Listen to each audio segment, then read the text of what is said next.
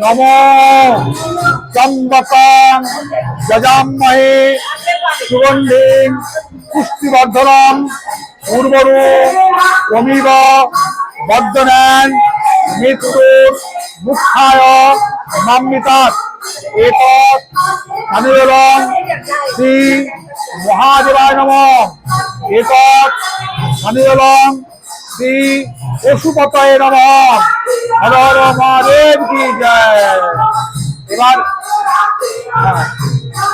এবার এবার হাত যোগে বলুন মহাদেবং মহাত্মানং মহাযোগী মহেশ্বরম মহাপাপ হরম দেব মকরায় নমো নমো নম শিবায় শান্তায় কারণেত্তায় চ একবে নিবেদয়ামি চত্বানং তঙ্গতি পরমেশ্বরম নমস্তুভ্যং বিরূপাক্ষ নমস্তে দিব্য চাক্ষুষে নমো তিরগস্তায় বজ্রস্তায় ওই নমো। হর হর মহাদেব কি জয়। পশুপতায় নমঃ। হর হর মহাদেব কি জয়। হর হর মহাদেব কি জয়।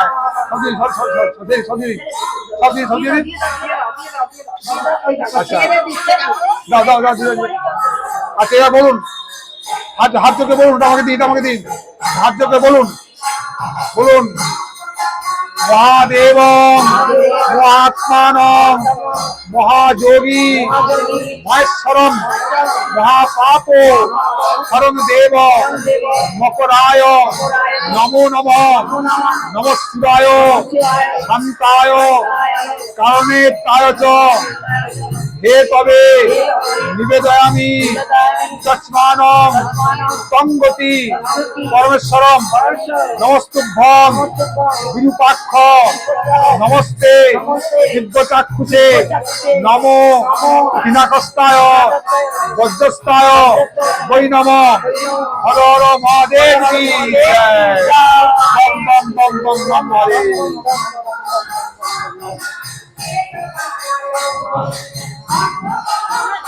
কৃষ্ণ অনেক বোঝালেন, অনেক কিছু করলেন, তবুও মনে একটা গ্লানি।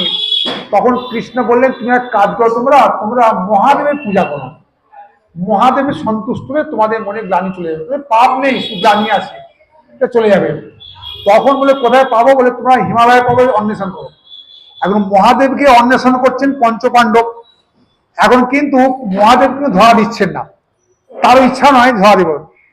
এখন চারদিক অন্বেষণ করতে করতে মুখোমুখি হয়ে গেছেন মহাদেবের সঙ্গে পঞ্চপাণ্ডব, মানে প্রায় কাছাকাছি। মহাদেব বেগতিকে বুঝি একটা মোষের রূপ ধারণ করে ফেললেন, একটা মহিষ। কিন্তু সেই মহিষটাকে পঞ্চপাণ্ডব চিনে ফেললো যে এই হচ্ছে মহাদেব। তখন কি করলো না, সেই তার পা ফাঁক করে দাঁড়িয়েছে, আটকে দিয়েছে যেন মোষটা যেতে না পারে। আর ভীমের পায়ের তলা দিয়ে গলে চলে যাচ্ছে, আর সেটা ভীম পাদুকে চেপে ধরে ফেললো আর কি মস্তকে দিয়ে। সেখানে তার মস্তক ছেদন করলো, আর ছেদন করে মাথাটা ছুঁড়ে ফেলে দিল। মাথাটা গিয়ে পড়লো নেপালে। ওই কাটা মুন্ডুটা পড়লো, নাম হলো কাঠমান্ডু। কাঠমান্ডু মানে কাটা মুন্ডুটা গিয়ে নেপালে পড়লো, তাই ওখানে হলো কাঠমান্ডু।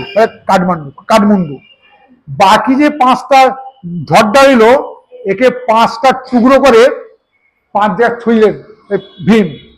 যেখানে এখানে পড়লো আমরা পঞ্চকেদার বলি।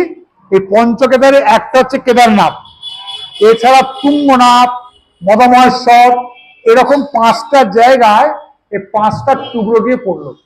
যেখানে যেখানে পড়লো সেটি একটি কেদারনাথ হলো। তখন মহাদেব সন্তুষ্টে দর্শন দিলেন। দর্শন দিয়ে পঞ্চপাণ্ডব কেদার গেলে, কেদারতে পড়েছিল মহেশের কুঁজটা পড়েছিল, কুঁজটা কোথায় লেজ পড়েছিল, কোথাও দেহটা পড়েছিল। এবং 5টা জায়গায় তুঙ্গনাথ, তারপরে আপনার মদমহেশ্বর, কেদারনাথ, যেখানে পড়লো সেখানে 5টি পঞ্চকেদার তৈরি হয়ে যাবে। মহাদেব সন্তুষ্টি দর্শন দিলেন। তখন পঞ্চপাণ্ডব পূজা করলেন। পূজা করে তারা সরস্বতী নদীতে চলে গেলেন। অনেক কাণ্ড আছে, অনেক কাহিনী আছে। তো এইভাবে তো আজকে আমাদের সেই যে কুম্ভের যে 6টি সাইসান ছিল, আজকে শেষ হয়ে গেল, মানে আজকে শেষ সাইসান। আজকে প্রায় 8 থেকে 10 কোটি লোক স্নান করবে। অলরেডি কুম্ভেতে 50 কোটি লোকের স্নান হয়ে গেছে। মানে ভারতবর্ষের জনসংখ্যার প্রায় অর্ধেকের কাছাকাছি চাঁদ হয়ে গেছে। শুধু ভারতবর্ষ নয়, এক একটা স্থানেতে 8 কোটি 6 কোটি লোক হচ্ছে। এছাড়া ডেলিশন তো আছেই, এই 1.5 মাস ধরে চলছে ডেলিশন। সে 13ই জানুয়ারি শুরু হয়েছিল প্রথম, 13 তারিখ, 14 তারিখ, 29 তারিখ, পরপর 12 তারিখ এভাবে শুরু হয়েছিল। এখন আজকে আমরা যেতে পারিনি সেই মহাকুম্ভের স্থানে, প্রয়াগরাজে যেতে পারিনি, তো সেই জন্য আমরা এখানেই স্নান করলাম। এখানে আমরা মা গঙ্গাকে মনে মনে স্মরণ করলাম যে হে ভগবতী মা তো গঙ্গে, হে সরস্বতী, হে যমুনা, তোমরা তোমাদের পূর্ণ জলধারা নিয়ে আমাদের সভাদের গঙ্গাতে উপস্থিত হও। তোমাদের এই পূর্ণ জলধারায় আমরা স্নান করে আমরা অনন্ত কোটি জন্মের পাপ থেকে মুক্তি লাভ করব, এই বলে আমরা প্রাণ করেছিলাম। কিন্তু দুঃখের বিষয়, আমরা বলছিলাম সবসময় একসঙ্গে ভক্ত সঙ্গে তো আরো জমজমাট হয়, কিন্তু মানে আমরা এসেছি এখানে 11:10, আমরা যেদিন ঘাটে গেছি প্রায় তখন 11:40 হবে, তখনও পর্যন্ত মাত্র 10 থেকে 12 জন আসছে, কেউ 12টায়, কেউ 1টায়, কেউ আসছে, কোনো কিছুই নেই, বুঝতো, কেউ 1টায় এখনো আসছে, এখনো 2-1টা আসতে আসতে বাকি আছে। কিন্তু সব সঙ্গে মানে কি বলে সনকরের আলাদা মাহাত্ম একটা। যাই হোক, মানে আমাদের পুণ্যটা একটু বেশি হলো, বুঝলেন, কারণ ওরা তো গঙ্গায় স্নান করেছে প্রয়াগে, সেই ভক্তের সেই স্নানাকৃত জল সেইটা ধৌত এখানে আসছে, আমরা সেই জলে স্নান করলাম, আমাদের পুণ্যটা বেশি হলো। তো আমাদের মধ্যে অনেকে গেছে মহাকুম্ভে স্নান করতে গেছেন, তারা মহাপুণ্য লাভ করছেন, মহাপুণ্য লাভ করছেন। এবং তাহলে কি আমাদের কিছু হলো না? না, কেন হবে না? মানে ওরা পার হবে জাহাজে, আমরা পার হবো নৌকাতে, পার তো হবোই আমরা। জাহাজে পার হয়েছে, আমরা নৌকায় পার হবো, পার তো হবোই আমরা, বুঝতো। তো এর মধ্যে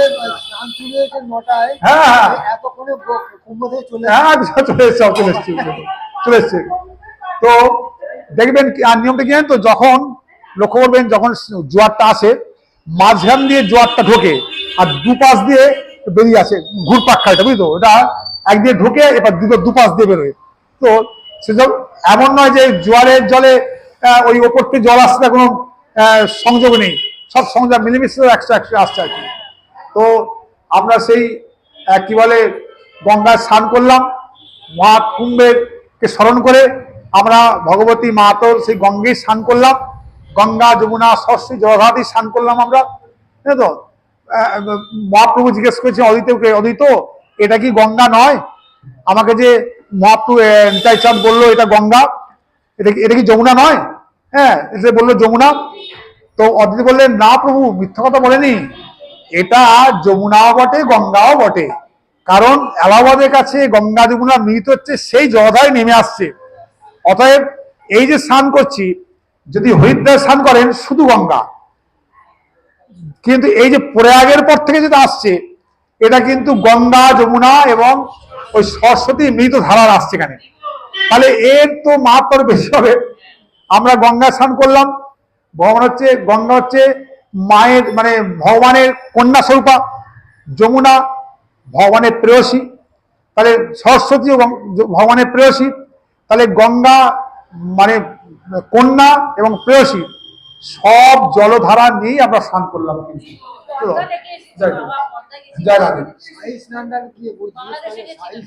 সাই মানে মুখ্য, সাইকে হিন্দিতে বলে, উর্দু ভাষায় মুখ্যকে বলে সাই বলে, উর্দু ভাষায়